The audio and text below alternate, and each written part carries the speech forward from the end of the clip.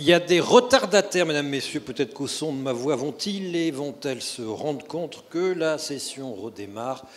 Merci d'être là. Vous êtes allés dans le village des solutions. Nous allons tout doucement vers le village des institutions, des institutionnels, mesdames, messieurs. Les élus et autres qui ont un mot à dire sur tout ce qui se passe en ce moment, l'actualité de l'eau au niveau institutionnel et réglementaire. Merci d'accueillir Loïc Hervé, Georges Morand, Antoine Orsini, Claude Aiguy et Michel Réguillon.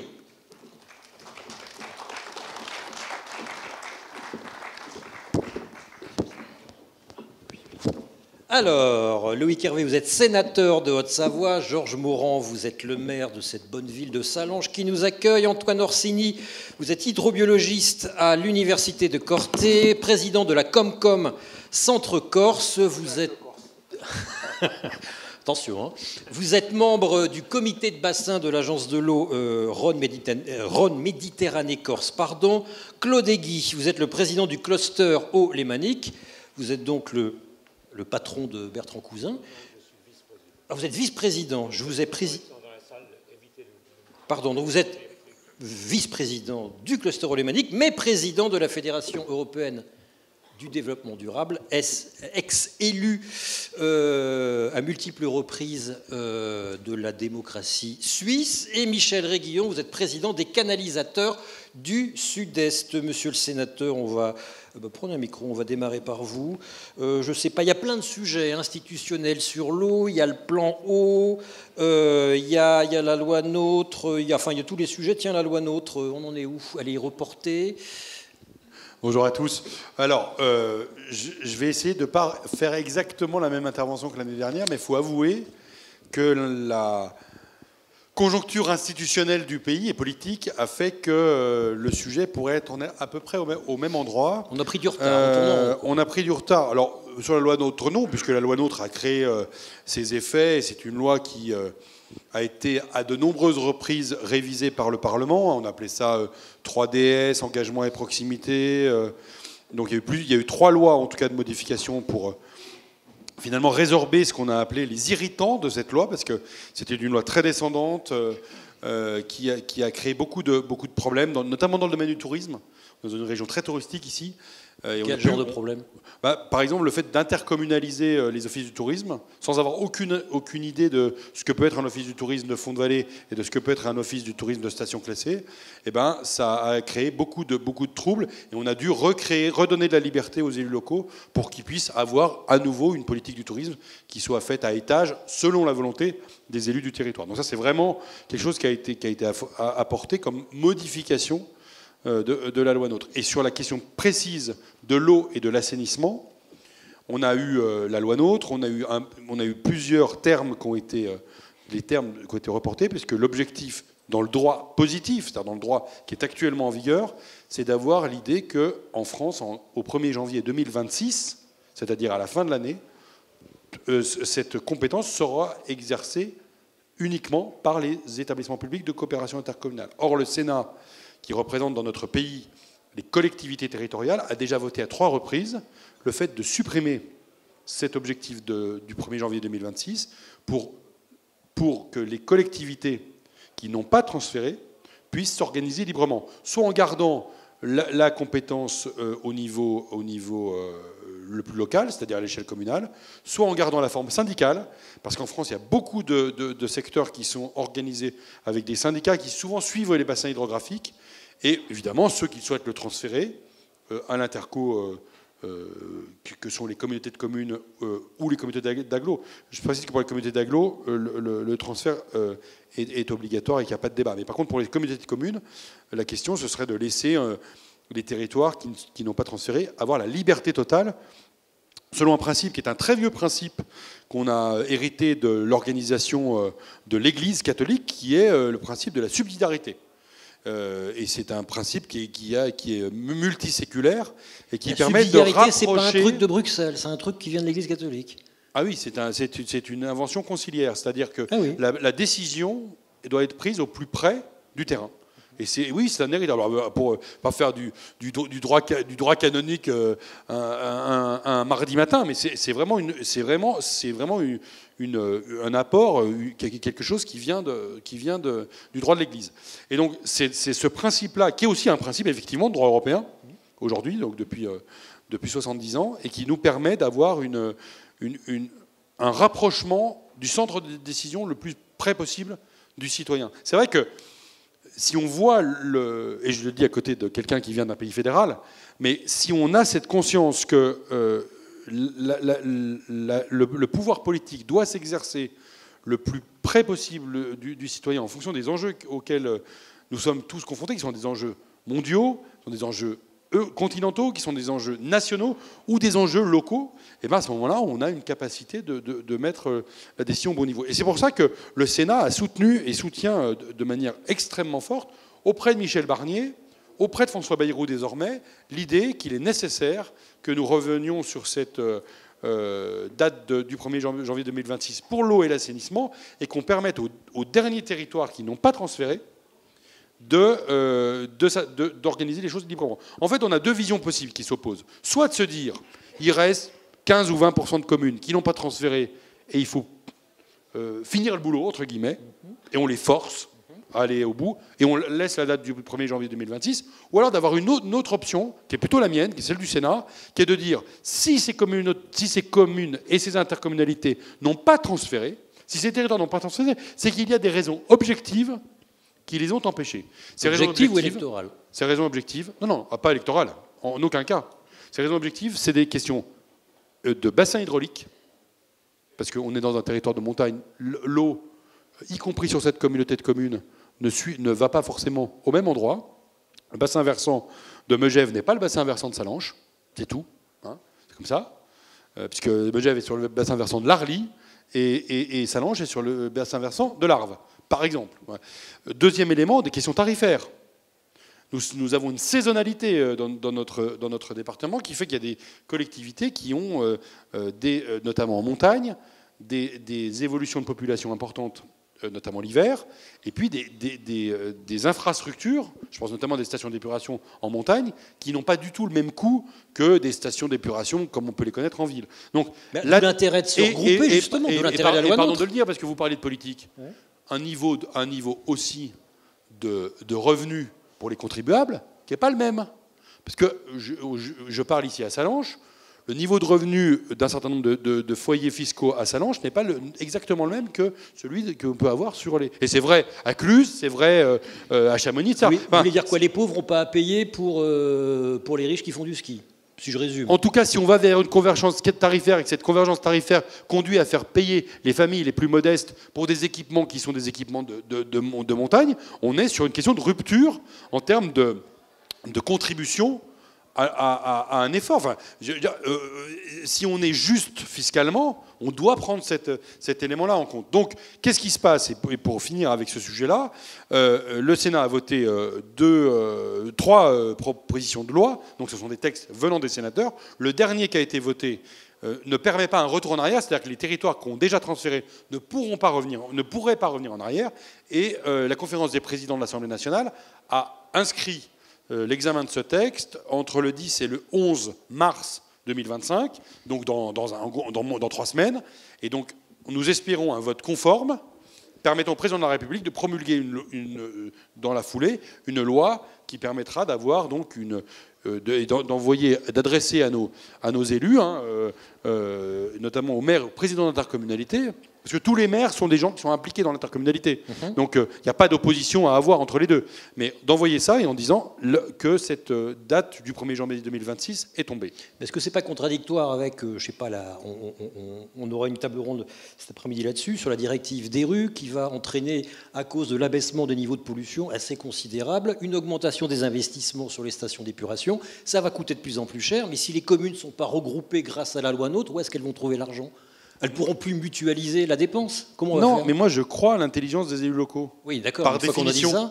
Je crois pas qu'on rende les élus plus intelligents par la loi. Je crois qu'ils le sont par définition. Non, mais là, je vous parle d'argent. Où est-ce qu'on va trouver les sous? Non, mais vous prenez un exemple comme l'exemple de la structuration de cette compétence de l'assainissement sur l'agglomération d'Annecy.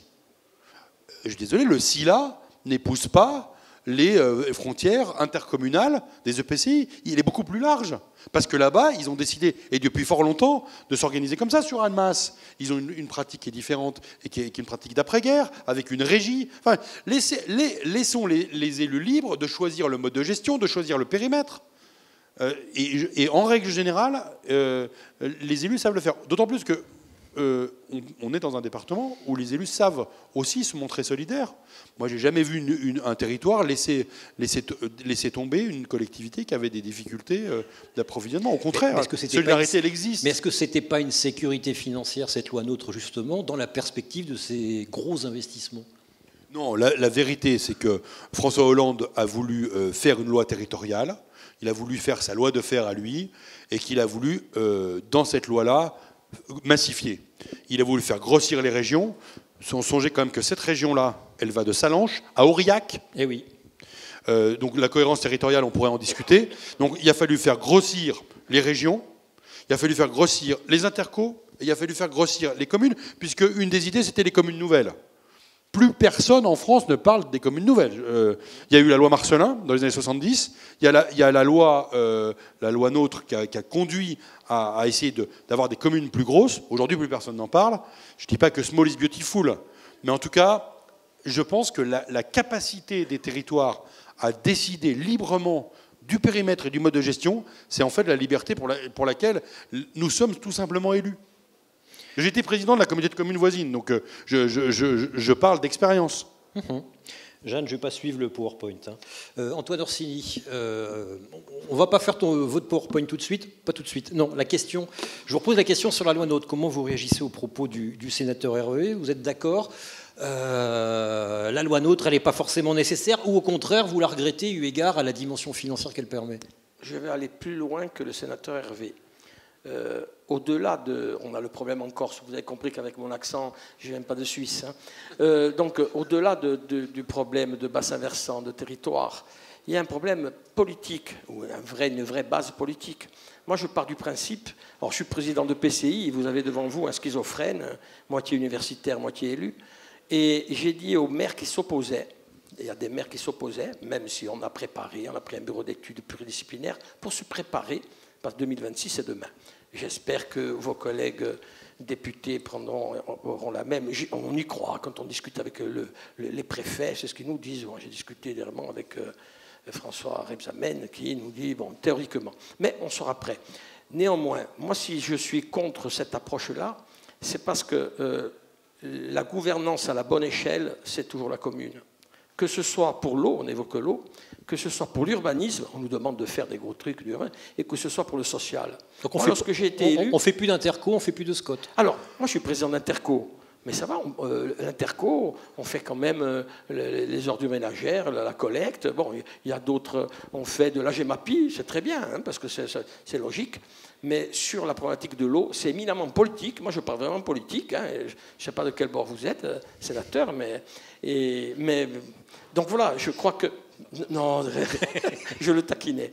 Non, voilà. Voilà, moi, je vais plus loin. En tout cas, pour ces trois compétences, la bonne échelle de gouvernance, c'est la commune. Voilà. Que ce soit une grande commune ou une petite commune. Et puis après, on ne peut pas comparer. Nous, à Corté, on ne peut pas se comparer avec Bastia et Ajaccio. Le Grand Bastia, le Grand Ajaccio. On n'a pas la même approche. Monsieur Moron, l'eau à l'échelle d'une commune, à l'échelle d'un maire, justement... c'est un problème de plus en plus récurrent, c'est une source de...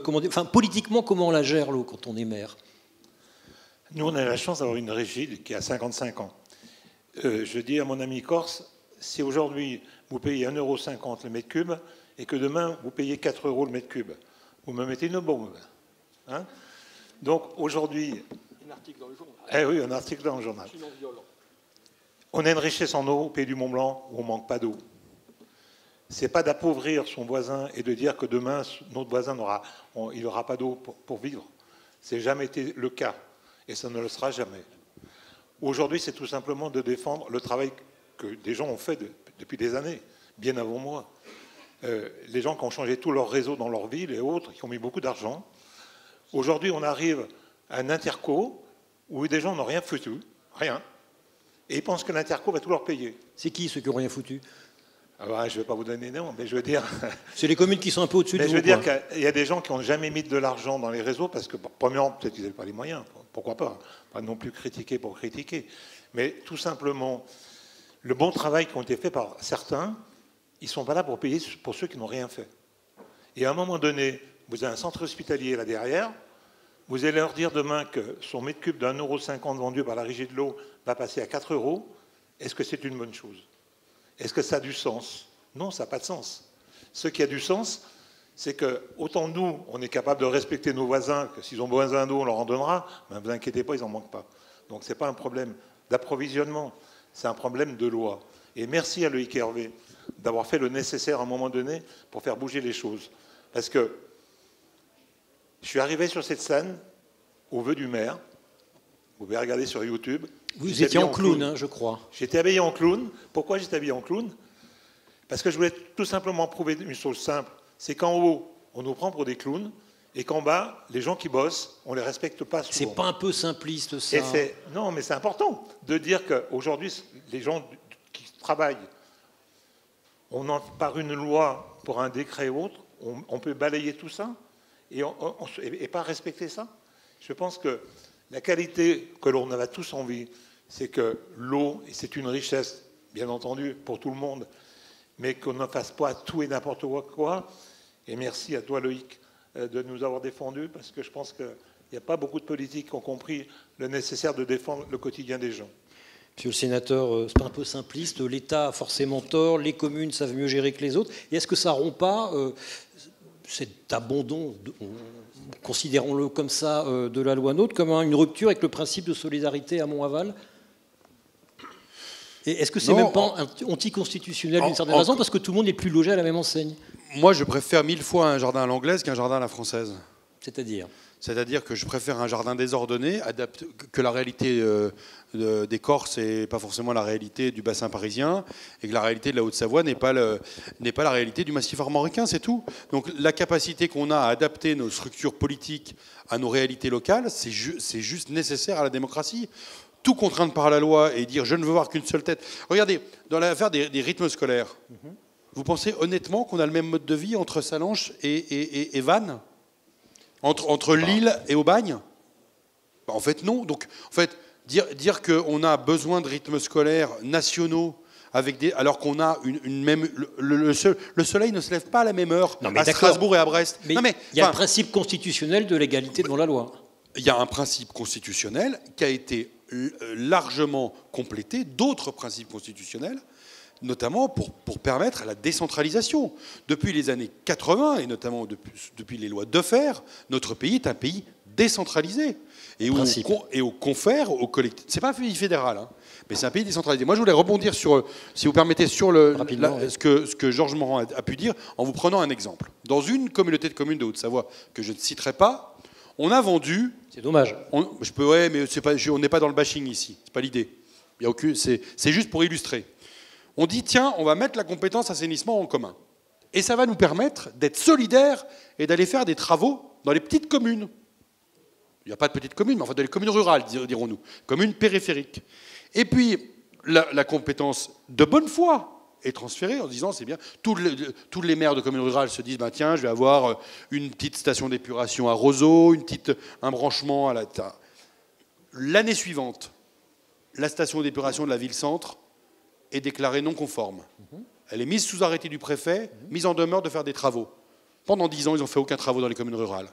Et la solidarité intercommunale a permis de remettre à niveau la station d'épuration de la ville-centre. C'est donc la solidarité comme ça, c'est un peu quand même se moquer du monde. Parce que quand Georges parle de clown, bah c'est ça. En fait, on raconte n'importe quoi. Donc en fait, moi, votre principe d'égalité, je le fais mien, puisque je suis un républicain et que je suis attaché au fonctionnement de notre République et à ses grands principes. Mais par contre, je ne veux pas qu'on s'en serve simplement comme une espèce d'excuse politique pour faire des transferts et après ne pas faire ce à quoi on s'est engagé. Et donc je pense que la solidarité intercommunale, elle s'exprime de 1000 façons. Et c'est aux élus. Toi, tu as été président de la communauté de communes ici, donc tu sais très bien. Enfin, j'ai jamais vu Georges Morand tenir des propos anti-solidarité ou pour laisser tomber un collègue maire. Jamais. Mais par contre, c'est vrai que quand vous vous engagez dans un processus de solidarité, et que vous commencez par faire des travaux, soit parce qu'il y a des équipements vieillissants, soit parce qu'il y a des collectivités qui n'ont pas fait les travaux, parce que souvent c'est des collectivités qui n'ont pas voulu augmenter le tarif et qui n'ont pas voulu assumer aussi cette part de l'investissement, ça coûte un peu cher intellectuellement, si vous voulez. Georges Morand. Moi, je veux juste préciser une chose. Je suis tout à fait pour la solidarité. On a une station d'épuration, on est 6 communes dedans. On a tous le même prix. On est arrivé à faire tous le même prix. On a une station d'épuration qui est faite pour 50 000 habitants. Il y a 6 communes, demi-quartier, Combloux, Cordon, de Mancy-Salanches qui sont dedans. Ça marche très bien. C'est gérable. On a fait quelque chose qui était gérable, qui en valait la peine. Mais pousser le bouchon, la preuve, c'est qu'une station d'épuration qui est à Passy voudrait venir à Salanches, ce qui est ingérable. Parce qu'à l'époque, quand on l'a proposé, il y a très longtemps, bien avant moi, à Passy, ils ont dit on ne va pas venir à Salanches, peu importe. Mais aujourd'hui, ce n'est pas faisable. Donc, il y a des coûts. Il y a des coûts de solidarité qu'il faut savoir prendre pour qu'il y ait du sens. Et il y a des coûts qu'il faut savoir pas mettre sur la table parce que ça ne vaut pas le coup. C'est tout. Claude Egui, qu'est-ce que ça vous inspire, ce débat? Est-il franco-français ou est-il suisse également? Pour l'instant, il est franco-français. Est-ce qu'il a des relents suisses? Je vais vous dire ceci. Je suis engagé dans le clustero lémanique à Évian dans les conditions suivantes. C'est une initiative de Josiane Lay, maire d'Évian, que de créer ce cluster pour le pays d'Évian et la vallée d'Abondance. J'ai été contacté par quelques amis du Chablais pour le rejoindre. L'initiative était véritablement de s'engager sur le territoire que je viens de définir. Lorsque j'ai été contacté, un peu étonné, mais c'est vrai que j'ai un engagement dans ce domaine-là qui est assez grand, j'ai dit, mais j'ai une raison de venir que si la territorialité est à géométrie variable. Et par rapport à ta remarque sur la proximité, il faut faire attention que la proximité, ce ne soit pas une déclaration disant « je suis maître sur mon territoire et le seul maître sur mon territoire ». Les problèmes que nous abordons d'environnement sont à géométrie variable. Et c'est la raison pour laquelle j'avais répondu à Josiane Lay. Je vous rejoins, et notamment Jean-Luc Favre m'avait influencé, bien entendu, dans cette histoire. Je dis, je viens que si on a une approche lémanique au sens large du terme. Donc international. C'est-à-dire international. En effet, ce que je vous suggère, c'est tout de même la proximité, oui, mais franchissez la frontière, franchissons la frontière. Et véritablement, c'est ce qui se passe à Évian. Et rejoignez tous ce cluster d'Évian. Parce que là, à un moment donné, on a véritablement une vision plus large. À un moment donné. Puis ensuite, sur la proximité. Je me souviens, et je rends hommage à Michel Mélan. Et hier soir, je vous disais que, prenant quelques papiers dans mes archives, je découvre le contrat Rivière-Arve. On l'a signé en 1997. En 1997. Et Michel m'adressait des courriers, j'étais à ce moment-là au gouvernement de Genève, chargé de l'environnement, il m'adressait des courriers pour me dire que ce serait bien que, véritablement, on puisse faire quelque chose ensemble. C'est lui qui a pris l'initiative de venir vers moi comme représentant de Genève. De mon côté, à Genève, j'avais lancé le programme 10 ans pour sauver nos rivières, avec également une vision transfrontalière. Mesdames et messieurs, on est sur un territoire, je ne renie pas mon pays, mais mon pays, si vous voulez, je suis bien suisse, mais ceci étant, mon pays, il est des deux côtés de la frontière. J'ai grandi des deux côtés de la frontière, et c'est ça notre véritable pays. Donc on ne peut rien faire sans franchir la frontière, ce qui ne veut pas dire, bien entendu, que les exemples que vous avez donnés sont réels. Et c'est la raison pour laquelle j'insiste sur la géométrie variable dans ce que l'on fait. Et là, je préside en effet la Fondation européenne pour le développement durable des régions, qui a un programme notamment ici, qui s'appelle sur un territoire du diamant alpin. Et c'est ça la géométrie variable. Le diamant alpin, si vous voulez, il va au sens large du Jura, le bassin lémanique, le Rhône et les Alpes. On ne peut pas réfléchir autrement. Voyez-vous, c'est indispensable véritablement en matière d'environnement d'être dans la proximité, puis ensuite d'être véritablement en amont pour prendre les problèmes d'une manière véritablement concrète. Voilà ma réaction par rapport à la territorialité. Je vous rejoins totalement pour certaines activités, mais on ne peut jamais agir seul en matière d'environnement. On ne peut pas ignorer ce qui nous entoure. Comment on articule une échelle globale, transfrontalière, et une échelle ultra-locale? Administrativement, comment ça s'articule? Le système français n'est pas fait pour ça. Le système des agences de l'eau, des bassins, ensuite les EPTB ou les clés, on n'est pas fait pour articuler avec une échelle internationale. Vous savez, il se trouve que sur le plan institutionnel, on ne couvre pas toujours les réalités. Parce que précisément la géométrie variable en matière d'environnement, on a des institutions transfrontalières, le CRFG, le Conseil du Léman, etc., etc. Si vous parlez de forêt, par exemple, vous avez un espace géographique qui est plus large que si vous parlez de certains thèmes, même le terme de l'hospitalisation, qui est un terme brûlant par rapport à la situation dans laquelle on est, ce n'est jamais la même géographie. Il est rare qu'on fasse quelque chose là où on habite qui n'a pas des conséquences bien plus loin. Et donc, la faiblesse des institutions, c'est qu'elles ont des espaces qui sont trop délimités, qui manquent de souplesse. Et indiscutablement, c'est cela que l'on doit corriger. Et quand on parle de quelle façon? Pour vous donner un exemple, le Grand Genève, qui est un terme, je ne l'ai pas choisi, bref, mais c'était une erreur dans tous les sens. C'est une erreur dans tous les sens. D'abord, c'est une erreur diplomatique. Quand je le dis, on est un peu parisien à Genève, vous savez. Donc, il se trouve que... Mais ceci étant, on a choisi ceux qui ont choisi ce nom n'étaient pas simplement de Genève, ils étaient également du côté français. Mais je veux dire par là qu'on doit avoir un territoire plus large. Il est rare qu'on puisse faire quelque chose quelque part sans avoir des effets ailleurs. Donc, selon les sujets qu'on traite, on change de territorialité avec un évident bon sens, me semble-t-il. Antoine Orsini. Le sujet qui nous amène aujourd'hui à Sallanches, ce sont les conséquences du bouleversement climatique. J'y viens, je terminerai on l'aborde au niveau mondial, au niveau local. Moi, j'étudie la création d'un GIEC régional pour la Corse, pour regarder la Corse. Mais la décision politique, elle doit être à la bonne échelle. Donc, l'approche internationale, elle me plaît bien. Mais la décision politique in fine sur le prix de l'eau, je venais tout à l'heure sur le social et l'urbanisme, la bonne échelle, c'est toujours l'échelle communale. Mais après, je suis pour cette approche globale. Mais l'efficacité ne peut être que locale. Je reviens vers vous. Je termine le premier tour de table. Michel Réguillon, ces débats politiques, ils vous influencent, vous, dans votre activité industrielle ? Ces débats sur l'eau? Oui, d'ailleurs, en préambule, ce que je veux dire et ce que j'ai déjà dit l'année passée, je ne suis pas là pour juger des décisions politiques. Non, c'est pas ce qu'on vous demande. Je vais essayer d'être un peu plus factuel par rapport à notre métier. Merci. Donc notre métier, c'est 130 entreprises sur la région Rhône-Alpes, c'est 8000 salariés, et notre activité, c'est de poser des réseaux d'eau et d'assainissement. Donc je dirais que modestement, je connais un petit peu le sujet des réseaux d'eau et d'assainissement. Il y a un sujet qu'on n'a pas évoqué à l'instant, c'est le temps. Et on est en train de parler, là, jusqu'à présent, de temps court. Et aujourd'hui, ce qui nous réunit, c'est l'eau. Et je pense que le devoir qu'on a, c'est le temps long. Et il y a une différence entre le temps long et gérer des problèmes pour les générations futures. Et c'est notre devoir à nous aujourd'hui. Et de gérer des problèmes d'intercommunalité et de collectivité qui, je comprends, sont des vrais problèmes. Je comprends des investissements qui ont été faits dans des communes et qui n'ont pas été faits dans d'autres. On comprend tout cela. Aujourd'hui, en Rhône-Alpes, on a une grande partie des collectivités qui ont basculé dans la loi NOTRe.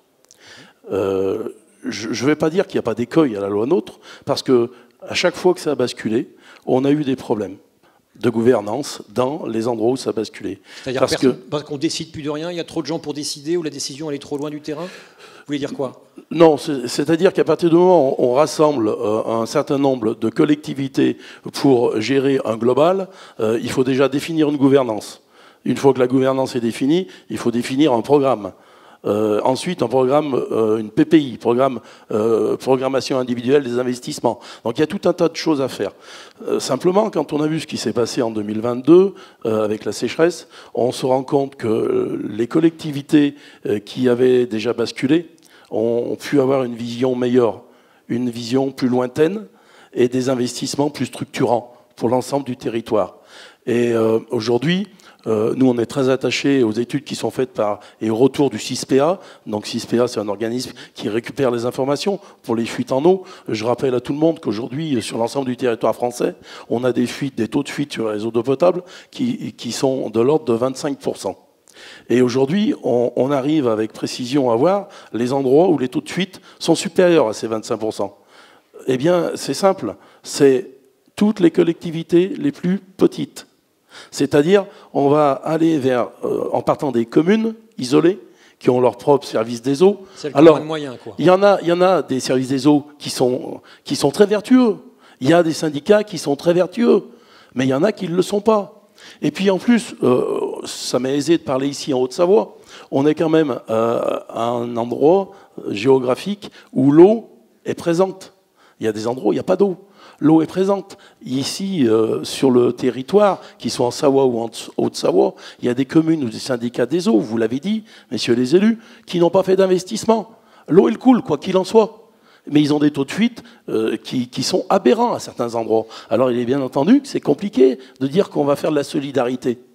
Mais nous, notre devoir aujourd'hui, c'est de faire de la solidarité pour les générations à venir. On parle de l'eau.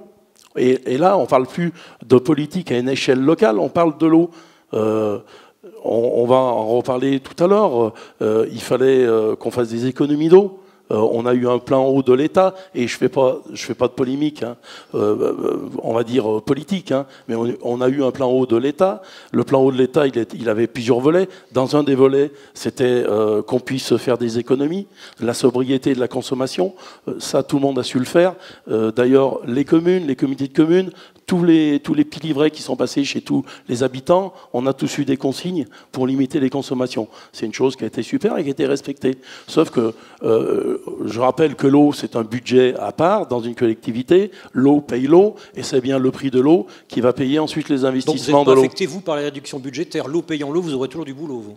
Oui, mais il y a un problème, si vous voulez, c'est que quand on fait un budget sur une année avec une prévision de recettes, et qu'au bout du compte, on a mis qu'une diminution de 2% de la vente de l'eau, et qu'au bout du compte, on a 6%. Les 4% qui manquent, c'est 4% qui manquent en recettes, c'est 4% qui vont manquer pour les investissements que les élus auront prévus dans leur collectivité. On a ce problème-là, on a les problèmes de la ressource en eau, et on a les problèmes de la solidarité en eau. La solidarité, c'est quelque chose qui avait été mis en avant aussi par rapport au plan du gouvernement, et grâce aux aides de l'Agence de l'eau, il y a eu beaucoup de réseaux d'interconnexion qui ont été faits. Mais aujourd'hui, moi je vais parler en tant qu'entreprise de canalisation, syndicat, on travaille sur l'ensemble du territoire. Ce qui est sûr, c'est qu'aujourd'hui, l'endroit où les lieux où on a des gros réseaux d'eau potable structurants, d'interconnexion, de secours, les endroits où on a des réseaux d'assainissement qui vont dans des stations mères. Alors pas forcément des stations mères qui n'ont pas été traitées comme il faut, mais il y en a qui sont vertueuses. Et là, au lieu d'aller multiplier le nombre de stations d'épuration, eh bien on va aller sur une qui est plus grosse. Et on se rend compte que finalement, les endroits où la loi NOTRe a été mise en place, parce qu'il y en a qui ont basculé en 2000, l'effet positif de la loi NOTRe, on le voit aujourd'hui 5 ans plus tard. Mais il y a un temps court qui est difficile à passer, surtout pour ceux qui ont travaillé. Et ça, je le comprends. Mais le temps long, c'est presque un devoir que l'on a. Et même si aujourd'hui, le gouvernement venait à proroger la loi, je suis sûr que dans 5, dans 10 ou dans 15 ans, ça reviendra, parce que ce temps long qui est la ressource en eau qu'il faut sauver, ça viendra par l'agglomération par la loi NOTRe, qui est une loi de stratégie sur le long terme. Voilà, oui. Si je vous résume. Pour l'eau. Pour l'eau, on est d'accord. Je reviens vers vous ensuite pour la décarbonation. Antoine, quand on est maire d'une commune, quand on est président d'une commune, comme on a besoin d'être dûment renseigné par un hydrobiologiste, il se trouve que vous êtes les deux, dont vous vous écoutez parler, et finalement, la gestion de l'eau est efficace à Corté. Alors, je ne sais pas si c'est efficace, je vais pas mais vous allez nous faire un tableau, c'était juste une manière de vous passer la perche. Mais c'est vrai que dans ma schizophrénie, étant universitaire et élu, on essaie de gérer l'eau comme il faut, mais on la gère à Corté. On a un régime municipal, c'est-à-dire on a fait un choix de ne pas faire de délégation de service public, parce que lorsqu'il y a une DSP, ça coûte plus cher. C'est la réalité au niveau du territoire national. C'est pas valable en Corse. On a 1,51 € et en Corse, à Corté, alors qu'on peut avoir de 4 à 7 € quand même, dès qu'il y a une DSP. J'ai rien contre mes amis de Veolia ou de Kirnolia, mais voilà, c'est un constat. Donc c'était un choix politique. Je m'adresse aux sénateurs. Et donc l'eau en Corse et dans les Alpes, vous l'étudiez depuis longtemps. Alors voilà, donc un futur retraité de l'enseignement supérieur. Donc il faut des chiffres. Alors je ne vais pas vous présenter l'eau en Corse, on est un peu loin, hein, et puis il faut s'adapter au territoire, ce que je disais tout à l'heure. La loi, elle est intelligente lorsqu'elle est appliquée à la bonne échelle, et pour être résilient, on ne peut l'être qu'à la bonne échelle. On peut attendre que les Américains, on peut attendre que les Chinois ou les Indiens réduisent les gaz à effet de serre. En France, on n'est pas mauvais grâce ou à cause, ça dépend, je ne veux choquer personne, du nucléaire. Alors moi, théoriquement, si j'appuie, ça passe. Voilà. Si vous le faites en Corse, moi je le fais en ch'ti, c'est comme vous voulez. Alors, le constat, en tout cas pour votre belle région, je ne vois rien, mais je sais ce qu'il y a. Mais en tout cas, vous voyez derrière. Le premier constat dans votre belle région, disais-je, c'est l'augmentation de la température. On a entre 2,5 et 2,9 degrés sur des températures. Lorsqu'on regarde, ça c'est Chamonix. Lorsqu'on regarde Chamonix, on voit que sur les températures minimales, ça n'a pas trop bougé, c'est la courbe en bleu. Par contre, sur les moyennes, la température moyenne, on a pris 3 degrés. Et ce qui est plus grave, sur les températures maxi, on a pris 5 degrés. Bon, quand vous avez ce chiffre-là, c'est 5 degrés de plus. Alors, je n'ai pas les dates, mais ça commence très tôt. Le signal, il se passe dans les années 80. On va le voir surtout dans l'eau. Alors, je n'ai pas mis les précipitations, mais j'ai mis une donnée qui est fondamentale, c'est, vous le voyez ici, le bilan hydrique, qui prend à la fois les précipitations et l'évapotranspiration. Précipitation et évapotranspiration.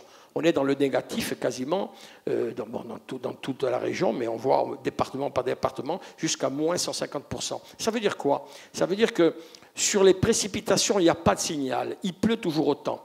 Mais l'eau disponible, elle n'y est pas, parce qu'elle repart tout de suite. C'est-à-dire le cycle de l'eau, comme on nous a appris dans les petites classes, l'eau qui coule, qui va à la mer, qui évapore et qui revient. Non, le cycle d'eau, il est shunté et ça part directement. Donc c'est ça.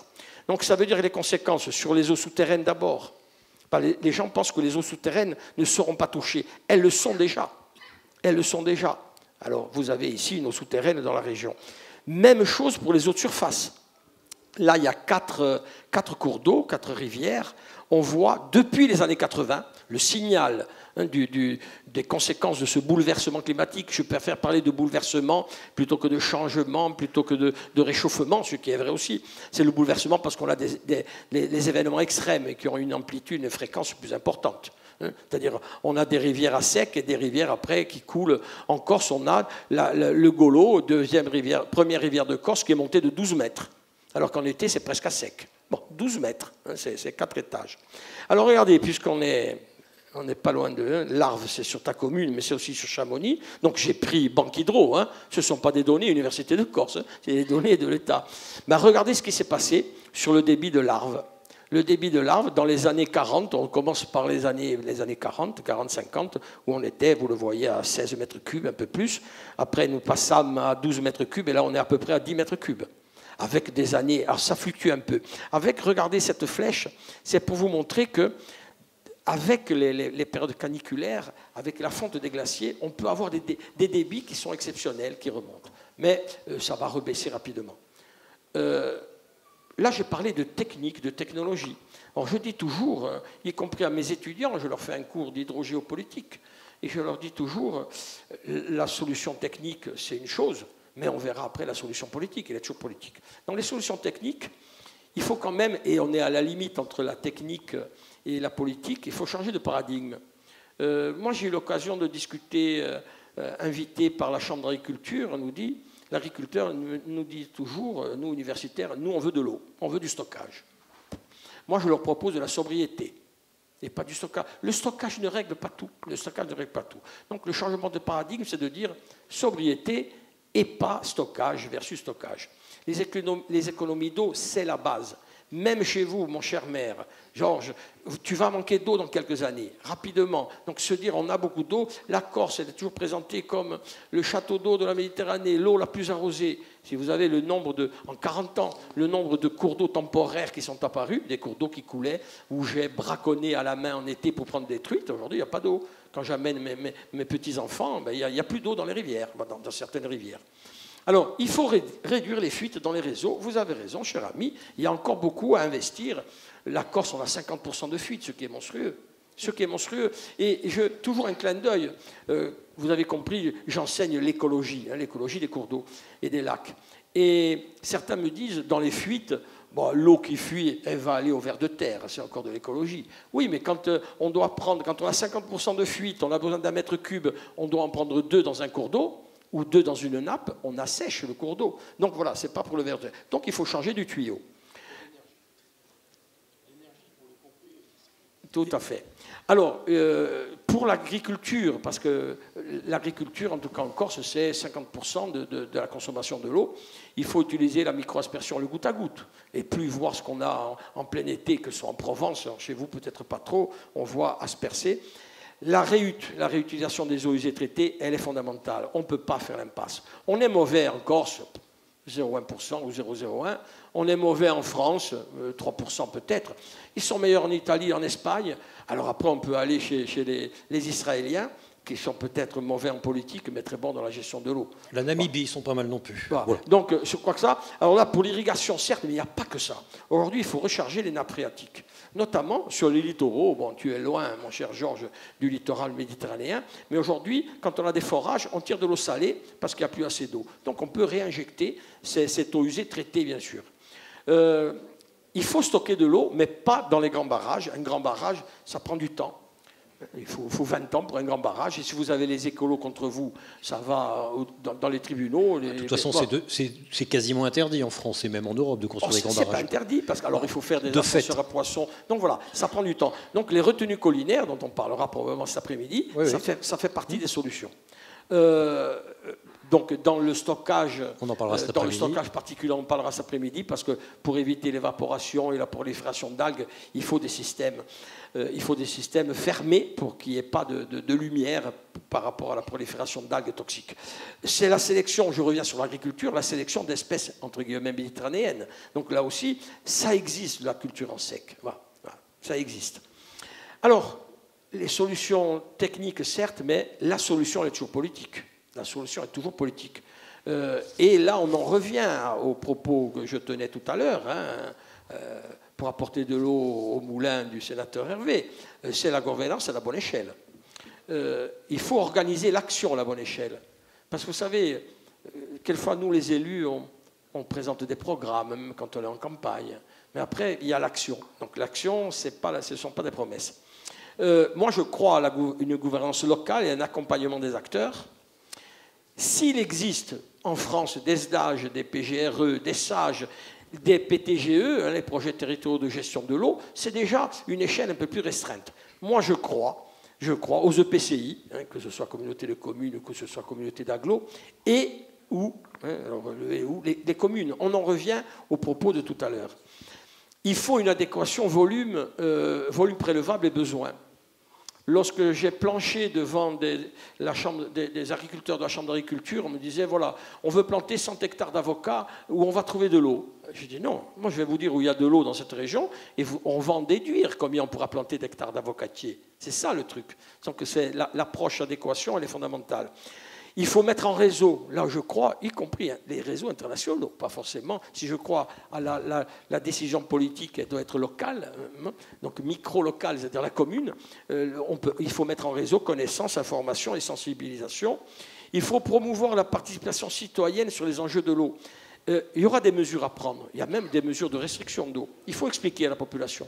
Les gens comprennent quand on explique, ce n'est pas une lapalissade. Alors il y a peut-être que 80%, à 67 ans, je ne crois plus au Papa Noël. Il y aura 80% des gens qui comprendront. Mais bon, pour les 20% qui restent, pour les cons, on s'en fout. Oh pardon, je n'ai pas dit con. Il y en a beaucoup. Il y en a toujours beaucoup. On va couper. Non, mais 20%, c'est déjà pas mal. Il faut prendre en compte l'acceptabilité sociale. Je crois que ça, c'est quelque chose qui est fondamental. on ne peut pas prendre de décision. Je prends toujours l'exemple, rappelez-vous, on avait un Premier ministre qui avait un projet d'agrandissement d'aéroport à Nantes, vous voyez de quoi je cause. Et il y a eu un retrait parce qu'il y a eu des ZAD, il y a eu un mort, il y a eu un truc. Donc il faut expliquer aux gens. Donc voilà cette approche à la fois scientifique, mais surtout politique, parce que les décisions sont toujours politiques. Claude Guy, comment on fait comprendre aux gens, aux élus? C'est la logique de la catastrophe ou ce genre de pédagogie? Pardon, monsieur le maire. Je vais poser une question. Oui. Est-ce qu'il est contre les centrales hydroélectriques? Alors, oui et non. Il y a un impact que j'étudie. Je fais des études d'impact et des études de l'impact quand ça fonctionne. C'est de l'énergie quand même qui est propre, mais il y a un impact. Si demain, on respecte des débits réservés, on met des tronçons court-circuités où on met un peu plus du dixième du module. Donc voilà, il faut limiter l'impact. Alors après, c'est comme, mon cher Jean, si tu me proposes entre une centrale au fioul lourd, comme on a en Corse, et une usine hydroélectrique, je préfère l'usine hydroélectrique, même s'il y a un impact écologique. Tu vas essayer de me coincer. Vous avez une idée derrière la tête, monsieur le maire. Vous avez quelque chose à nous dire? Parce que nous, on a la chance d'en faire une à Salanches, qui a coûté 6 millions d'euros. France Nature Environnement attaque cette centrale, veut qu'on la démonte. Le débit dans un torrent donné, c'est 40 litres seconde. On a mis 80 litres seconde pour ne pas être embêté par les écolos. Manque de peau, c'est le contraire. Et aujourd'hui, on a une centrale hydroélectrique qui tourne, qui attend son jugement final, mais c'est un scandale.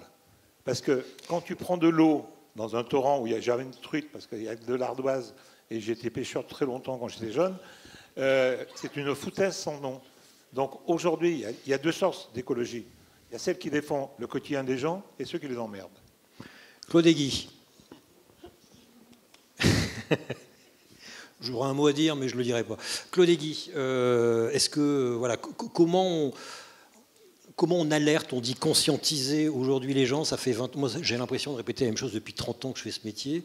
C'est montrer ce genre de courbe, c'est montrer les solutions, c'est faire peur, c'est attendre que les gens aient les pieds dans l'eau, qu'il y ait un bloom d'algues, de dinoflagellés dans le lac Clément. Quel regard vous portez, vous, qui agissez beaucoup sur cet aspect-là des choses, la médiation? Écoutez, je crois que les rapports internationaux, par exemple du GIEC, qui sont extrêmement sérieux, mais n'ont aucun effet sur la population en général. Certes. Et les rapports des acteurs scientifiques et politiques ont peu d'impact sur la population en général. Mais le meilleur message, c'est la nature qui le donne. Donc c'est dramatique, mais c'est comme cela. La montagne bouge. Et la montagne, que lorsqu'elle bouge, elle fait aujourd'hui des dégâts. Et dans notre région, qui est particulièrement exposée, c'est intéressant, les chiffres que vous avez donnés sur la température, c'est tout de même pas une petite évolution, c'est un bouleversement, je crois que c'est le mot que vous avez utilisé. Et là, nous sommes interpellés. Vous avez en ce moment, dans les Alpes en général, que ce soit ici, que ce soit en Valais, les vallées sont coupées, mais régulièrement, on a une série en Valais qui est impressionnante, des gens qui ne pouvaient pas rejoindre leur village. Et à ce moment-là, vous prenez conscience de ce qui se passe. Nous parlons de l'eau, mais nous ne pouvons pas la dissocier du problème environnemental général. On n'a pas dit un mot sur les forêts, en parenthèse, on ne peut pas parler de l'eau sans parler des forêts. Et d'ailleurs, je ne sais pas lequel des deux est le plus important. En réalité, ils sont indissociables. Donc c'est cette approche-là. Donc la sensibilisation, ce sont les événements épouvantables. Mais ce qu'on a vécu en France, les images qu'on a vues, c'est pas sur une autre planète, c'est pas sur un autre continent, c'est dans ce pays. Des gens perdent tout du jour au lendemain. Quand vous voyez les désastres humains que cela suscite. Alors ces désastres-là, oui, il faut les présenter. Non pas pour dramatiser, mais tout simplement pour être dans le réalisme. On doit prendre conscience de cela. Donc la nature parle, la meilleure réponse malheureusement, c'est la nature, et à nous précisément de véhiculer ces messages. Oui, en même temps, parler des éboulements, il y a eu un éboulement sur la RN 90, la circulation était rétablie, on l'a oublié. Attendez, ça vous prenez un exemple comme ça, histoire de provoquer, mais en réalité, vous avez une multiplication. Quand je parle des images... des images humaines. À la limite, une route qui est coupée, vous ne la passez pas, c'est une chose. Je vois dans le Valais, en parenthèse, il y a une route qui était coupée, un village qui était inaccessible. On a créé un téléphérique en 5 mois. Mais ça, c'est matériel en quelque sorte. Mais quand vous avez des humains, il faut regarder les gens, des gens qui pleurent, qui perdent vraiment le fruit de leur travail d'une vie. Ça parle, on ne plaisante plus. Oui, mais ça parle combien de temps? Moi, je vous pose la question en tant que journaliste. On parle de ça, ensuite, voilà, il y a l'inondation, et puis ensuite, l'eau, elle s'en va, il y a un incendie de forêt, et puis ensuite ça passe, et on oublie très vite. Et une actualité en chasse une autre. Mais mon cher, ça doit nous conduire à un comportement différent. Alors c'est vrai qu'individuellement, on peut toujours dire ça ne sert à rien, c'est pas moi tout seul qui vais changer la planète. C'est le genre de raisonnement dans un pays comme le mien qui n'est pas grand. On dit finalement, si les Suisses avaient une bonne politique, ça sert à rien parce que finalement le monde entier. Puis quand on voit que la première puissance aujourd'hui a les discours que le président tient, vous savez, ça nous interpelle. Mais vous réalisez qu'en ce moment, le président de la première puissance de cette planète est en train de remettre en question le changement climatique. Mais c'est gravissime. Mais attention, ne tombons pas dans le piège. Parce que tomber dans le piège, ça consisterait à dire, écoutez, ça ne sert à rien, parce que si lui se comporte comme de telle ou telle manière, ça ne sert à rien. Non, nous devons être réalistes. Et sur ce territoire des Alpes notamment, qui nous interpelle, ces chiffres que vous avez donnés, il ne faut pas les oublier, parce que ça se traduit par des drames humains. C'est ça que nous devons voir, c'est cette réalité que nous vivons, eh bien, en témoigner, non pas pour faire peur aux gens, mais pour susciter une conviction. Puis vous savez, après, il faut de l'enthousiasme. Parce qu'on ne peut pas simplement décrire des drames. On regarde les drames, puis après, il faut avoir confiance en l'avenir. Ça, c'est ça qui est essentiel. Aux jeunes qui sont témoins de cela, qui sont témoins des effets, des âneries que nous avons pu faire durant les décennies dernières. Et à ces jeunes-là, on peut dire, on peut réagir. Il y a toujours une réaction. Véritablement, une volonté de ne pas baisser les bras. Et là, alors, le monde politique il peut créer le cadre pour créer des enthousiasmes. Mais pour cela, il faut une certaine, si je puis me permettre, il faut un certain état d'esprit qui dépasse les différences politiques. À un moment donné, alors on a des cultures politiques différentes. La politique suisse, c'est peut-être pas très sexy parce qu'on est dans le consensus. Si bien que moi, j'ai siégé dans des gouvernements avec des gens de gauche et de droite, enfin, des sensibilités différentes. Ici, on a une culture qui est différente. Oui, mais si vous voulez vous en sortir, à un moment donné, il y a l'intérêt général. Et on parle avec celui qui est notre adversaire politique, parce que l'enjeu, précisément, par rapport à ce que vous avez dit sur les jeunes, bien, si vous voulez que les jeunes véritablement aient de l'espoir, il faut que les politiques arrivent à des consensus, même lorsqu'ils ont des avis différents. On en est loin, hein. Il ne faut jamais désespérer. J'invite chacun de vous à assister un jour à une séance à l'Assemblée nationale. Vous verrez quel est le niveau de notre démocratie. Le Sénat, effectivement, c'est plus mesuré. D'ailleurs, les rapports sénatoriaux sont il devrait y avoir que lui, selon de meilleure qualité que le Sénat de l'Assemblée. Oui, allez assister un jour à une séance à l'Assemblée en ce moment. Ça vous donne une idée de l'état de notre démocratie. Bon, bref. Je vous invite à lire le rapport du CEREPMA, un groupe de chercheurs qui a étudié le niveau du vocabulaire, de la syntaxe, du temps de parole depuis 20 ans à l'Assemblée. C'est désespérant. Et donc parler de consensus, c'est assez compliqué en France.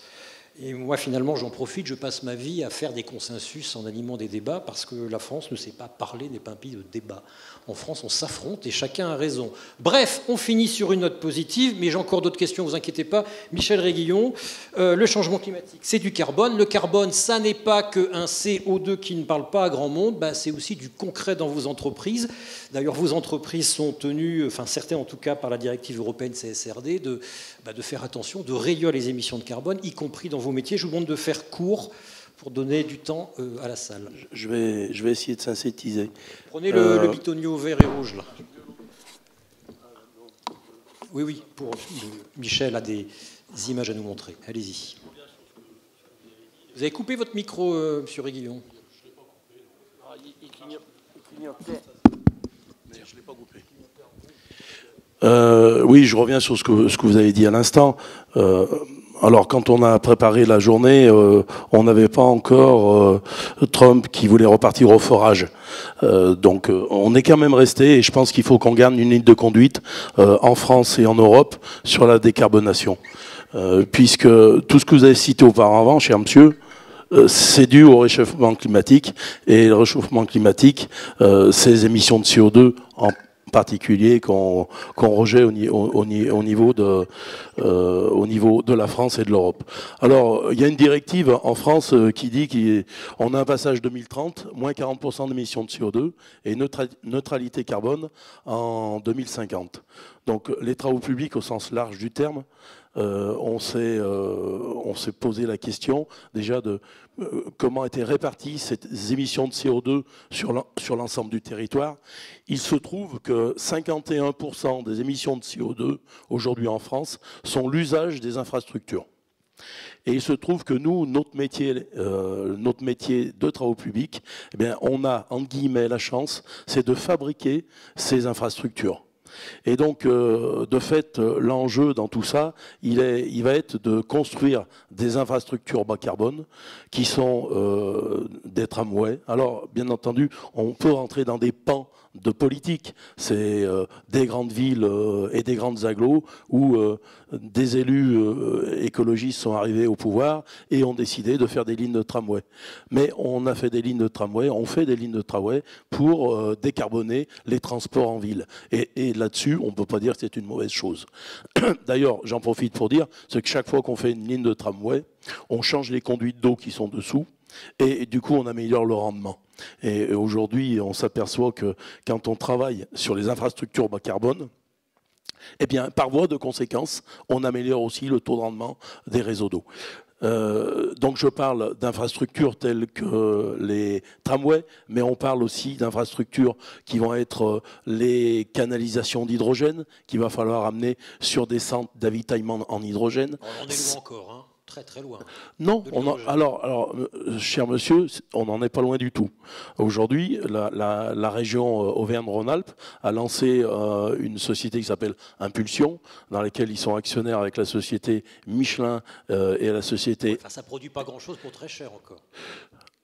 Je ne vous parle pas de rendement financier, je vous parle qu'aujourd'hui, l'objectif de la région Rhône-Alpes, c'est d'avoir une quinzaine de stations d'avitaillement en hydrogène sur l'ensemble du territoire. Aujourd'hui, il y en a déjà 2 sur la région lyonnaise, il y en a une qui a été inaugurée à Grenoble, il y en a une qui a été inaugurée à Valence, et aujourd'hui, on ne peut pas dire que l'hydrogène, c'est pas peut-être la voie de demain pour baisser les émissions de CO2, pour un type de transport. Et nous, en particulier dans les travaux publics, on a un type de transport qui est très concerné par peut-être cette possibilité de l'hydrogène. Mais bien sûr, ça va arriver. Et je suis comme vous tous, j'ai bien vu que le gouvernement Bayrou a baissé les dotations sur la décarbonation. Mais ce qui n'empêche, c'est que ça reste une ligne de conduite de l'État de rester dans la décarbonation. Donc en fait, tout ça pour vous dire, c'est qu'aujourd'hui, les travaux publics, on a la chance, nous, d'avoir à construire sur les 5 ans qui viennent jusqu'en 2030, mais les 25 ans jusqu'en 2050, les infrastructures décarbonées qui feront qu'on pourra réduire ces 51% d'émissions de CO2. Et alors, dans nos syndicats professionnels, on travaille également sur comment décarboner nos propres travaux. Nos propres travaux, quand on construit ces 51% de ces infrastructures, nos propres travaux représentent que 3% des émissions de CO2. Mais ces 3%, eh bien, on va essayer aussi de les réduire et on travaille en ce moment pour essayer de réduire ces 3% d'émissions de CO2 de nos chantiers. Alors, avant qu'on mène cette étude, j'étais comme vous tous, comme le grand public, à penser que finalement les travaux publics, quand on était sur nos chantiers, on avait beaucoup d'émissions. Non, on n'en représente que 3%. Je vous laisse 5 minutes pour votre PowerPoint. Alors, je vais aller très vite. Du coup, je vous représente très rapidement ce que l'on représente. 130 entreprises sur la région Rhône-Alpes, notre syndicat. Alors, le syndicat des canalisateurs représente 19% de l'activité des travaux publics. Et l'activité des travaux publics représente 1/3 du BTP. 2/3 bâtiments, 1/3 travaux publics. Alors, nos missions, je passe dessus. Je suis là aujourd'hui, ça fait partie des missions que nous avons. On a des stands derrière pour expliquer quels sont les intérêts de pose de canalisation. Le plus gros intérêt que tout le monde a en tête, c'est qu'aujourd'hui on a un taux de fuite de 25%. Il faudrait qu'on arrive à l'amener très proche de 90%. Pour cela, il faut doubler les investissements annuels en renouvellement de canalisation.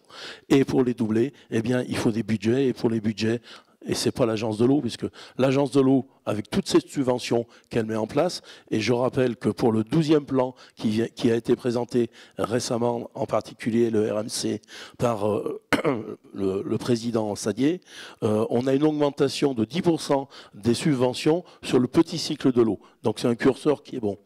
Et moi, j'aime à dire que quand l'agence de l'eau donne un curseur, derrière, les élus, les collectivités ont tendance à se ranger derrière l'avis de l'agence de l'eau et partir derrière.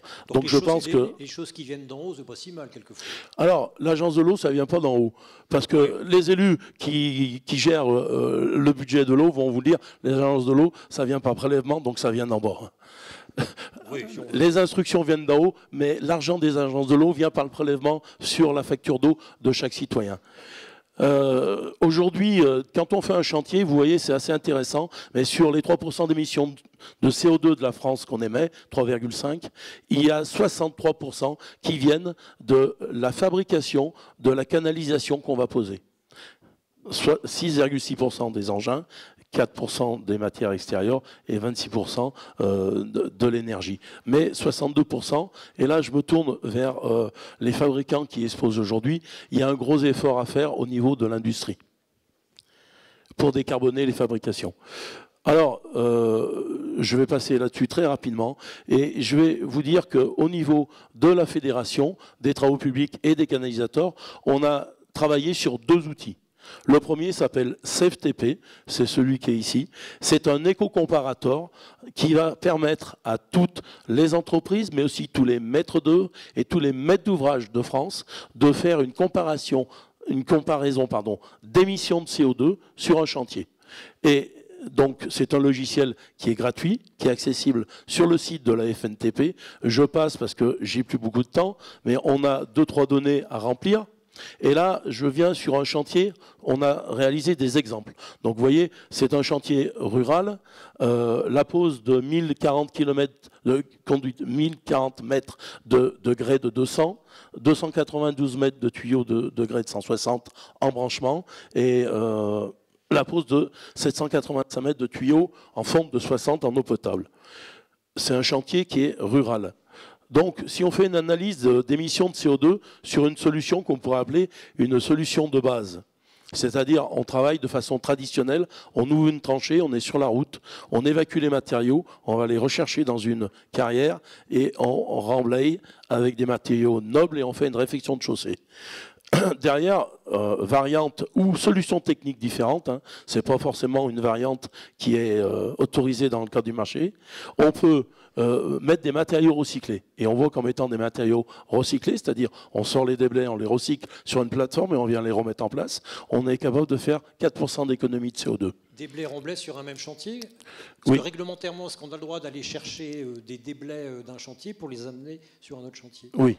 Il n'y a aucun problème. Mais en général, ce n'est pas comme ça que ça se passe. C'est que le monde des travaux publics a mis en place des unités et des plateformes de recyclage réparties sur l'ensemble du territoire. On en voit de partout, hein, des tas de cailloux, des tas de graviers, des tas d'enrobés.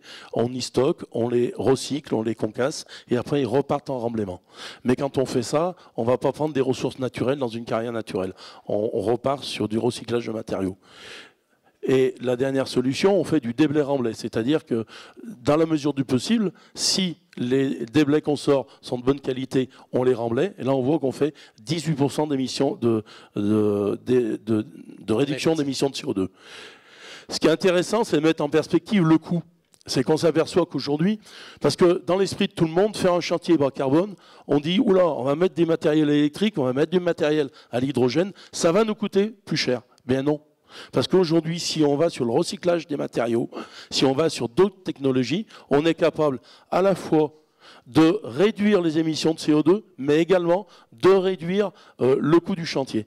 J'ai un deuxième exemple qui est plus flagrant. Alors, notre logiciel, à la fin, il sort une petite toile d'araignée comparative avec la solution de base en noir et puis les autres solutions variantes, et on voit les points sur lesquels on s'est amélioré. On a fait, par exemple, sur le granulat, moins 74% d'émissions de CO2 en faisant du déblai-remblai. Un deuxième chantier qui est en milieu urbain. Milieu urbain, on pose 300 mètres de diamètre 500 avec 37 branchements. Donc là, de la même façon, on a une solution technique de base. On a une autre solution technique où on... Ah bah il n'y a plus de pile. Un autre micro.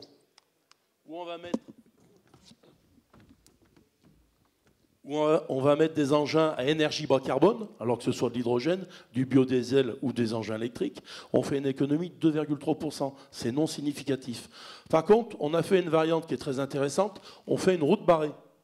Et rien que le fait de faire une route barrée, on va réduire la durée du chantier. D'accord. Parce que quand on fait de l'alternat, alors c'est très technique peut-être pour un journaliste au vol comme vous, mais quand on fait un alternat, ça veut dire qu'on a des feux, on travaille d'un côté de la route, et quand on a fini d'un côté de la route, on bascule de l'autre côté. Et tout ça, ça allonge les chantiers, la durée du chantier. Alors ça diminue les gênes aux riverains, parce que les riverains n'aiment pas les routes barrées.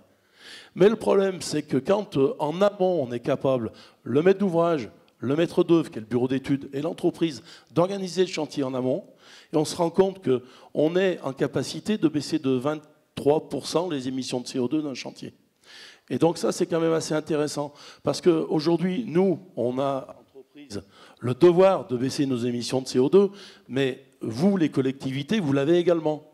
Et c'est bien d'enregistrer pour vous le fait que si on travaille différemment, on est en capacité, sur les chantiers que vous générez, sur les investissements que vous générez, une baisse significative si c'est discuté et calculé à l'avance. Donc voilà sur ce sujet-là. Et ce qui est intéressant, vous voyez, c'est qu'avec la route barrée, on diminue aussi, parce que sur la variante 1, où on baisse de 3% avec du matériel bas carbone, on augmente le coût. Par contre, sur la dernière variante où on est en route barrée, comme on diminue en plus la durée du chantier, on diminue le coût. Voilà, ça c'est le premier projet. Le deuxième projet qui s'appelle Canassic, très rapidement. Canassic, c'est un projet pour recycler les conduites, les chutes de tuyaux sur nos chantiers. On s'est rendu compte qu'on avait, chaque fois qu'on posait des réseaux, on a des chutes de tuyaux. C'est très simple. Si les tuyaux sont livrés en 6 mètres et qu'on arrive à une intersection, ben on va couper un morceau d'1 mètre, de 2 mètres, de 3 mètres qu'on n'utilise pas. Aujourd'hui, ces chutes, elles vont dans des bennes de DIB qui partent avec des DIB. Et donc, on a mis en place ce projet avec d'autres syndicats, syndicats des fabricants, syndicats des distributeurs de matériaux, le syndicat de recycleurs de matières plastiques. Et donc, en fait, le but, c'est de récupérer dans des big bags toutes les chutes de tuyaux, les amener en recyclage, qu'elles sont transformées en pastilles et qu'elles soient réinjectées dans la fabrication. Et ce qui est intéressant, c'est le tableau qui suit derrière. Il y a une petite erreur, mais je vais la corriger. Aujourd'hui, on a fait un pilote en Isère. En fait, vous avez la main sur le transmetteur, il faut que vous mettiez votre main plus haut. En fait, on a fait un essai sur un pilote sur 2 ans sur le département de l'Isère et on s'est rendu compte, et c'est à peu près le même volume en Haute-Savoie, qu'on est capable de faire 10 tonnes d'émissions de CO2 d'économie, qu'on est capable de refabriquer 15 km de PEHD de 25 pour l'eau potable et 350 mètres de PVC de 200. Au niveau de la région Rhône-Alpes, c'est 150 tonnes de CO2. C'est 150 km de PHD de 25 et 3 km de PVC de 200. Et au niveau national, c'est plus de 1000 tonnes d'émissions de CO2. Là, il y a une erreur d'un zéro. C'est 1000 km de PHD de 25 et 25 km de PHD de 200. On a transformé ces émissions de CO2, on les a quantifiées et valorisées dans du matériel pour qu'on se rende compte de ce que ça peut représenter. Au niveau de notre syndicat, et j'ai fini, on a considéré, parce que pour arriver aux objectifs de moins 40% et de neutralité carbone, ce n'est pas un sujet qui va nous faire y arriver, c'est l'addition de tous les sujets. Et donc, ces 1000 tonnes de CO2 qu'on peut économiser, on va les faire, et on va déployer sur l'ensemble du national ce sujet à partir de 2025. Et comme quoi l'écologie n'est pas que punitive, elle peut même vous faire gagner de l'argent et rationaliser quelques ateliers de votre métier. Merci sur cette note d'espoir. Et là, c'est du concret, du tangible. Mesdames, Messieurs, allumons la lumière, que je vois les innombrables bras qui ne vont pas manquer de se lever dès lors que j'aurai dit question. Attention, ne soyez pas timide. Madame la Présidente.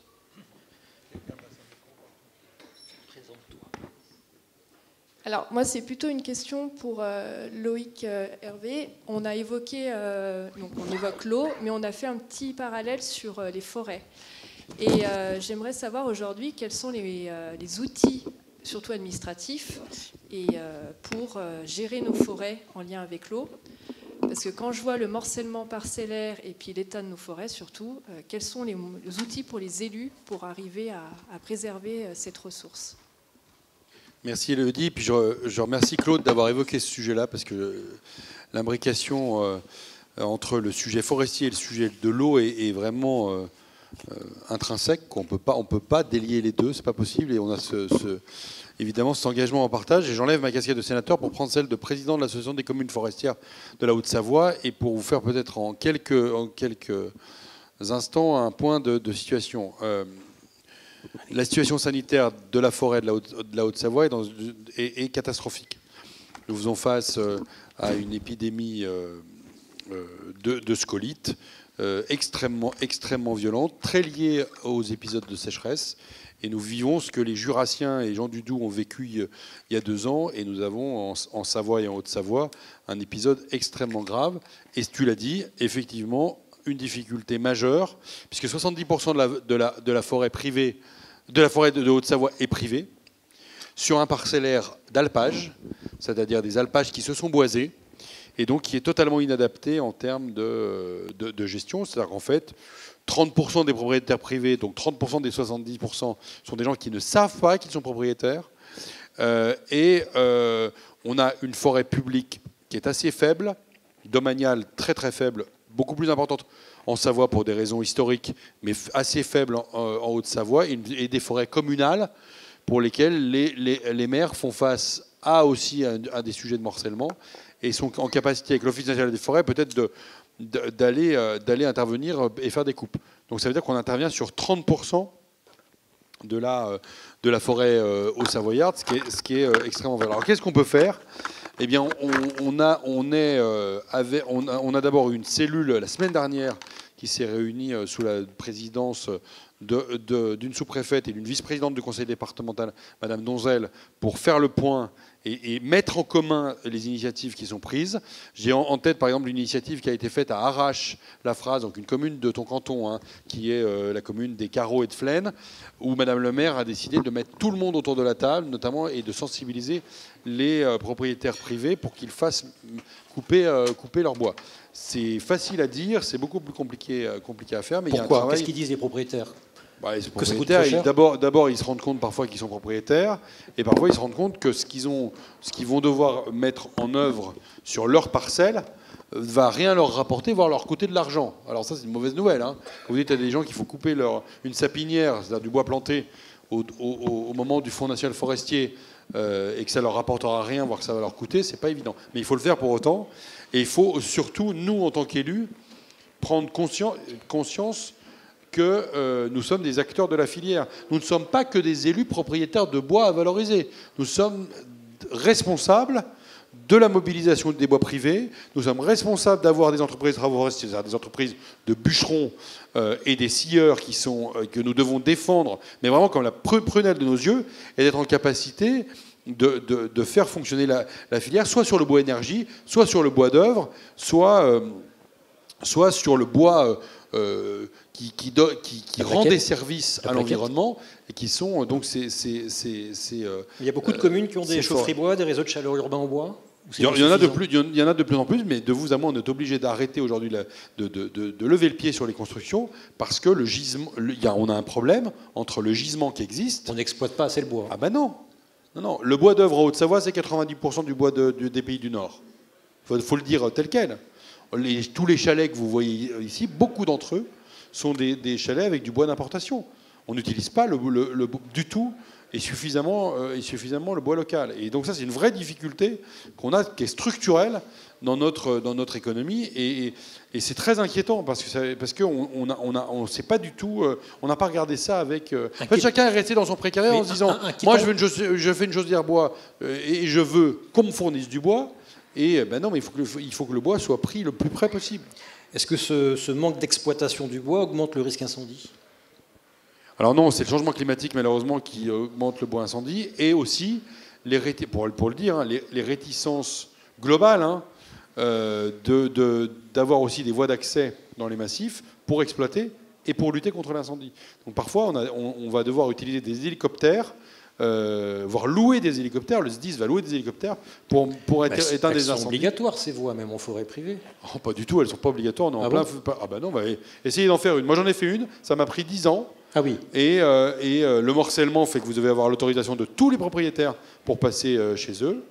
Et que quand vous n'avez pas les autorisations, vous passez par des enquêtes publiques qui sont extrêmement longues et extrêmement complexes. Il y a plusieurs voies en Haute-Savoie, je pense aux Semnoz, qui ont été, par exemple, dans le Semnoz, on n'a pas fait certaines voies, puisqu'on a eu l'opposition des chasseurs. Donc nous, on travaille énormément, l'association des communes forestières, avec la Fédération des chasseurs, pour évangéliser, puis dire, écoutez, on a vraiment besoin que vous soyez convaincus avec nous de ces besoins-là. On a besoin aussi que vous ayez des plans de chasse plus importants pour permettre aussi la régénération des boisements. Et alors alors, j'en finirai avec quelque chose d'important. Ça me permet de faire un petit teasing. À la fin du mois, à la fin de la semaine prochaine, je fais un colloque je parraine un colloque à Paris au Sénat sur les objectifs du développement durable pour convaincre les équipes municipales sortantes, les personnes qui vont préparer des programmes municipaux, de construire leur programme avec les différents objectifs du développement durable de l'ONU.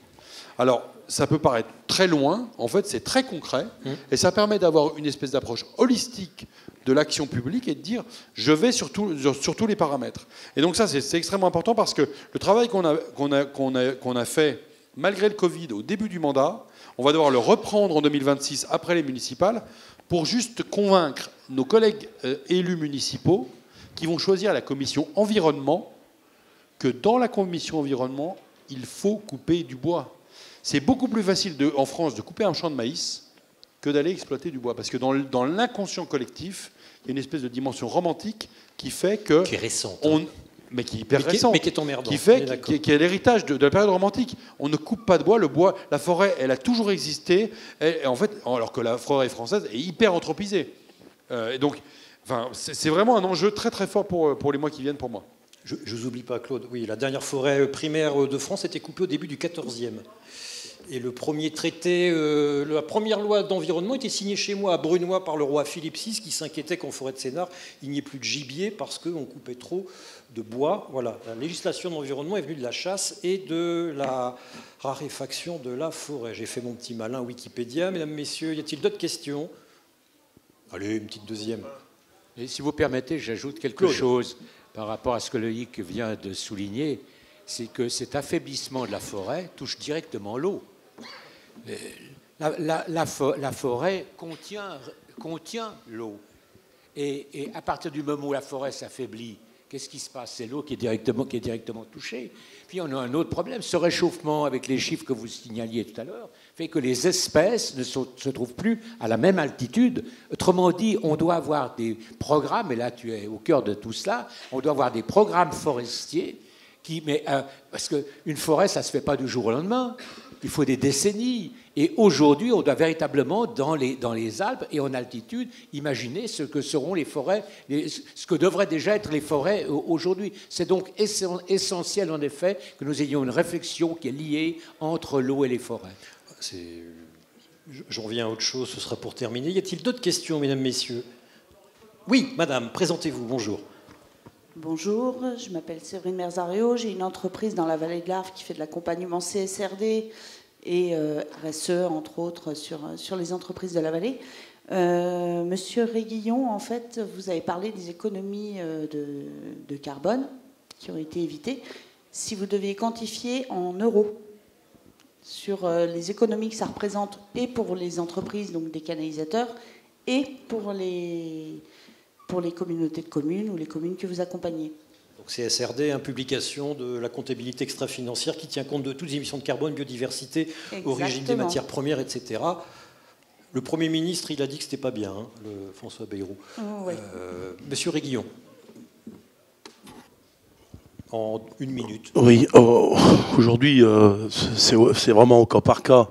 Je ne sais pas vous dire aujourd'hui quelle économie de carbone il pourrait y avoir. Si on reprend en arrière, et si vous me permettez. Oui. Voilà. On est sur, vous voyez, au niveau national, Rien que, alors, je parle du sujet du recyclage des chutes. Vous étiez sur quoi? Sur les économies que ça représente en euros quand vous arrivez à mettre les solutions les plus économes en carbone. Alors, les plus économes en carbone, c'est, je reviens en arrière. Voilà, je vais vous le remettre à l'écran. Vous voyez, ce cas-là est, je pense, est très bon. Vous voyez qu'on est sur une solution de base à 363 000 € pour un chantier qu'on le ferait de façon classique en alternat. Et si on était en capacité de le faire en route barrée, on a une économie de 40 000 €. Donc on a une économie de 10%. Mais sur un cas bien précis, parce qu'on est en centre-ville et puis parce qu'on est en capacité de faire une route barrée. Si vous voyez le schéma juste d'avant, vous voyez qu'en bleu, c'est la partie de la conduite. La partie de la conduite, quand on est en ville, puisqu'on travaille très lentement, avec des cadences journalières qui sont faibles, dues à la profondeur, dues à l'encombrement du sous-sol, on se retrouve avec une proportion de temps de travail qui a une incidence importante sur les émissions de CO2. Si on est sur un autre cas qui est dans le rural, vous voyez qu'on joue sur quelque chose qui est plus petit, puisqu'en fait, les fournitures ont un poste plus important. Donc, en fait, il n'y a pas de règle. Ce qui est sûr, c'est qu'on est en capacité de faire aujourd'hui déjà 20% d'émissions de CO2 de moins si on réfléchit à l'avance, et on est en capacité de faire 40 000, environ 10% de coûts inférieurs si on réfléchit en amont. Mais j'ose imaginer que 10% multiplié par le chiffre d'affaires que l'on représente, ne serait-ce que nous-mêmes, sur le renouvellement des conduites, c'est énorme. Et ça permettrait effectivement de faire beaucoup de renouvellement en plus. Claude Guy, vous l'avez dit, hein, on ne peut pas parler d'eau sans parler des forêts, donc sans parler des sols. C'est à se demander si un jour ou l'autre, les agences de l'eau ne deviendront pas des agences de l'eau et des sols, compte tenu que 60% de l'eau disponible en surface se trouve dans les sols et 40% dans les lacs et les étangs. Les sols vont faire l'objet un jour ou l'autre d'une directive cadre européenne qui va s'appliquer en France, qui va imposer une espèce de DPE sur les sols. La préfiguration de ceci avait été un projet de loi de votre collaboratrice, de votre collègue Nicole Bonnefoy au Sénat, un projet de loi sur la qualité des sols qui a été abandonné. Et on a le ZAN, le zéro artificialisation nette, qui, mine de rien, est une façon de, comment dirais-je, de permettre aux sols de continuer à exercer leur fonction, une de leurs fonctions écologiques, celle de filtrer et d'accumuler de l'eau. Pourtant, la loi ZAN, elle a été un peu contredite au Sénat. Messieurs les élus, le ZAN, on en est où chez vous ? Ça vous emmerde? C'est bien? Voilà, je voulais terminer là-dessus. Monsieur le maire, monsieur le président de la Comcom. On a évoqué en propos liminaire la solidarité. Oui. La solidarité, moi j'ai la chance d'avoir que 10 communes, dont 9 dans le rural. Aujourd'hui, l'approche, elle peut être régionalisée. Elle peut être régionalisée en disant, si demain, dans des territoires, nous, on a à Corté, c'est la ville universitaire, la ville université, on a l'université dans la ville. Bon, il y a des problèmes de foncier, donc il faut construire. Il faut construire du logement avec le CRUS, le CNUS, et puis il faut construire des bâtiments. Ça veut dire que demain, on peut faire un choix dans le rural de mettre l'accent sur les sols et sur les forêts, qui, vous avez raison, les espèces changent, les variétés changent, les limites altitudinales changent, et puis il y a une vraie relation. Donc là, on en revient, je crois qu'on a besoin d'un chef d'orchestre pour mettre en œuvre... C'est qui le chef d'orchestre ? Moi, je reste toujours au niveau de la commune, mais là, comme on est sur des territoires où on peut jouer cette solidarité, le rural doit rester encore plus rural. Moi, j'imagine pas demain, un petit village, il a son charme, parce que c'est un petit village. Si le petit village, vous faites 3 barres d'immeubles, ça ne devient plus le village. Et on perd, je dirais, le paysage. Tout à l'heure, il y avait une collègue qui parlait de problématiques de paysage et de lacs. Donc, je crois qu'on est dans cette problématique-là. Monsieur le maire, Lausanne. C'est un empêchement, c'est une chance, c'est quoi pour vous ? L'obligation, oui. Je pense qu'il y a l'obligation, c'est de voir demain. Demain, c'est qui sera les jeunes qui sont là, c'est demain qu'il faut construire. Après, construire demain, c'est aussi construire avec intelligence et respect. Je pense que ce que vient de dire mon collègue sur un petit village... Ça veut dire quoi avec intelligence et respect? Construire sur l'existant, sur des friches, réhabiliter des logements, ça veut dire quoi? Ça veut dire qu'aujourd'hui, il faut que les décisions soient politiquement intelligentes et aussi portées de bon sens, qui n'est pas toujours le cas. Les élus de base, on ne les écoute pas souvent. C'est eux qui portent souvent la parole, qui voient tous les jours, qui rencontrent. Et je pense qu'à un moment donné, je pense que l'avenir est simple. Quand on respecte aussi bien ses voisins, on ne va pas les assécher, on ne va pas les rendre malheureux, mais aussi on a aussi intérêt à répondre à ce qu'on nous demande tous les jours, avec un peu d'intelligence. Je pense qu'il n'y a pas beaucoup de débats à avoir quand les gens se respectent et savent que demain, le monde se construit avec tous. Mais et sans exception. Végétalisé, comme le demande l'État, comme le pousse à le faire l'Agence de l'eau, c'est facile, c'est simple financièrement. Écoutez, aujourd'hui, mon collègue dit même les écolos. Je pense qu'aujourd'hui, une personne peut bloquer un projet qui a du sens. C'est encore un mal bien français, ça, parce que si vous allez au tribunal administratif, vous avez pour 2 ans vous en sortir. Je pense qu'il y a un non-respect du public et de la population. Il suffit aujourd'hui d'attaquer n'importe quel projet. On ne vous demande pas beaucoup d'argent. Mais on vous attaquez sur un projet, c'était ma question, de désartificialisation, de végétalisation, vous voulez dire quoi?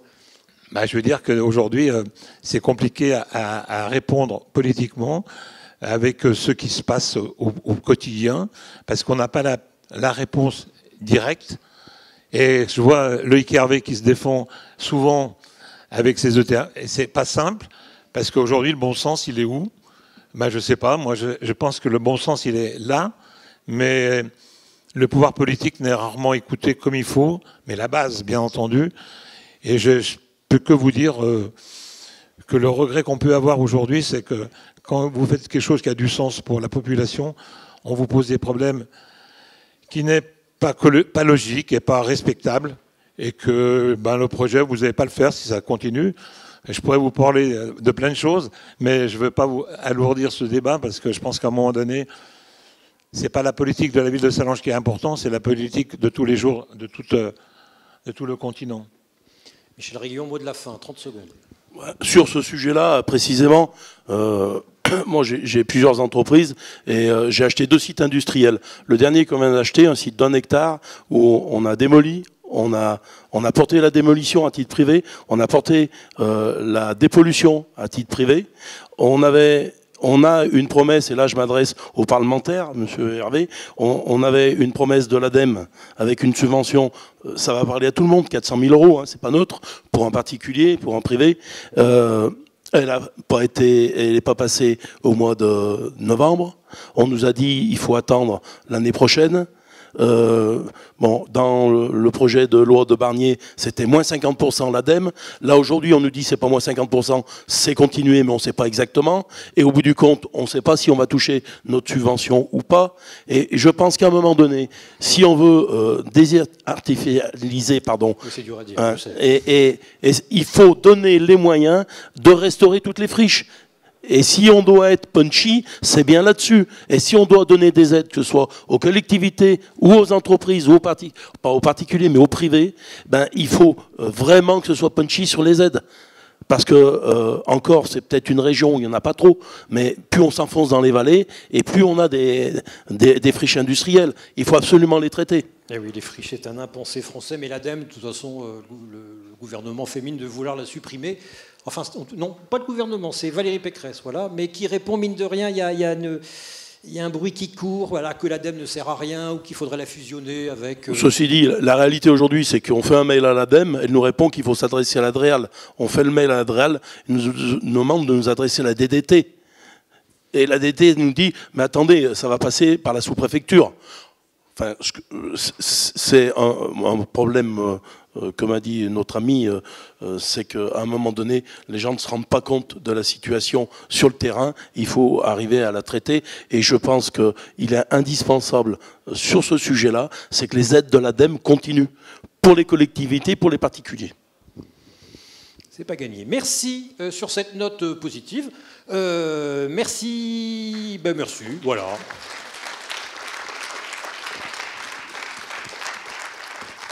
Mangez bien, mangez serein, mais soyez à l'heure à 14h.